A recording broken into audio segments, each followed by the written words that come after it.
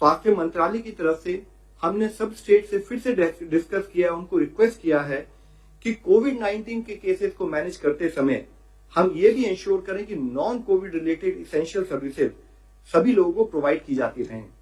Non Covid essential services से संबंध में ऑलरेडी 20 अप्रैल को एक डिटेल्ड गाइडलाइन जारी की गई थी, जिसके तहत हमने कहा था कि वह मैटरनल और चाइल्ड हेल्थ सर्विसेज हो, इम्यूनाइजेशन सर्विसेज हो, कम्युनिकेबल डिजीज जैसे tuberculosis, leprosy, vector borne diseases जैसे डेंगू, या साथ ही नॉन कम्युनिकेबल डिजीज जैसे कैंसर, डायलिसिस, ऐसी जो भी डिजीजेज हो उनकी सर्विसेज भी रेगुलरली लोगों को प्रोवाइड करती रहनी चाहिए।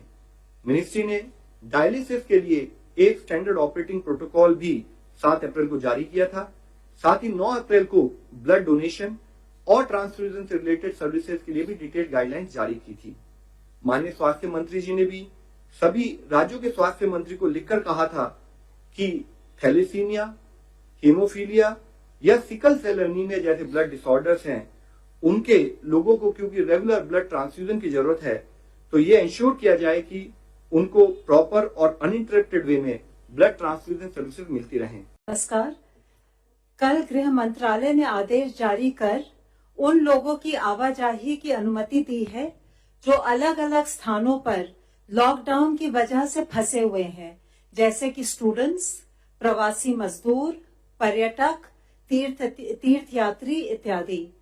राज्य सरकारों को इनके यात्रा की व्यवस्था करते समय कुछ बातों का ध्यान रखना होगा। सभी राज्य तथा केंद्र शासित प्रदेश अपने नोडल प्राधिकारी नियुक्त करेंगे जो ऐसे फंसे हुए लोगों की आवाजाही के लिए स्टैंडर्ड प्रोटोकॉल विकसित करेंगे। वे ऐसे स्ट्रैंडेड व्यक्तियों का पंजीकरण भी करेंगे। संबंधित राज्य आपस में सलाह मशवरा करके सड़क मार्ग से यात्रा पर परस्पर सहमति बनाएंगे। जाने वाले सभी लोगों की स्क्रीनिंग होगी और एसिम्प्टोमेटिक पाए जाने पर उन्हें जाने की अनुमति मिलेगी। समूह में यात्रा के लिए बस का प्रयोग किया जाएगा। बसों को सैनिटाइज किया जाएगा और बस में बैठते समय सोशल डिस्टेंसिंग के नियम का सख्ती से पालन किया जाएगा। ट्रांजिट रूट में आने वाले सभी राज्य इन लोगों की आवाजाही की अनुमति देंगे।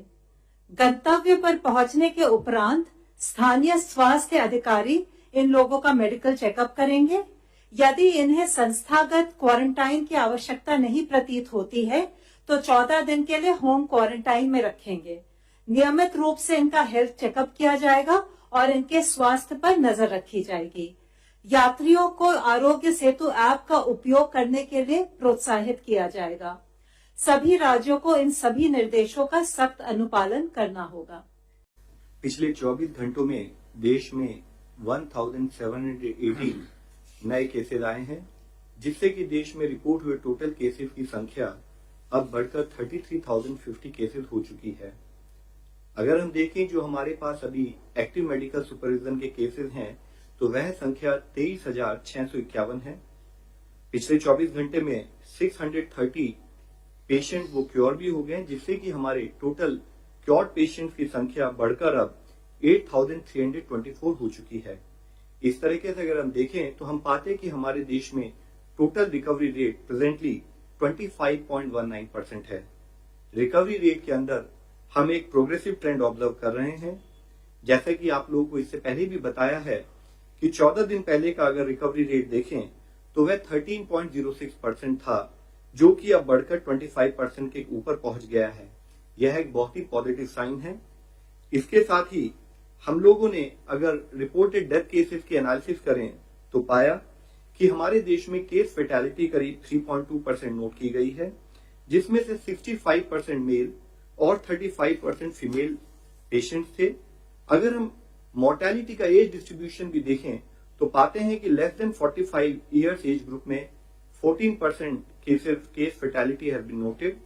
45 से 60 इयर्स एज ग्रुप में 34.8% case fatality has been noted और 60 इयर्स के अबव एज ग्रुप में 51.2% case fatality has been noted. उसमें भी अगर हम देखें कि 60 प्लस एज ग्रुप को अगर हम दो भागों में डिवाइड करें तो 60 to 75% में 42% case fatality has been noted और अबव 75 ईयर्स में भी हमारे पास 9.2% केसेस में केस फेटालिटी नोट की गई है। इसके साथ ही 78% केसेस में जो डेथ रिपोर्ट हुई हैं उनमें कोमॉर्बिडिटीज भी पाई गई हैं। यह हम आप लोगों की दृष्टि में इसलिए लाना चाहते हैं कि कोविड-19 के संबंध में बोथ एल्डरली एज और कोमॉर्बिडिटीज रिस्क फैक्टर्स के रूप में पाए गए हैं।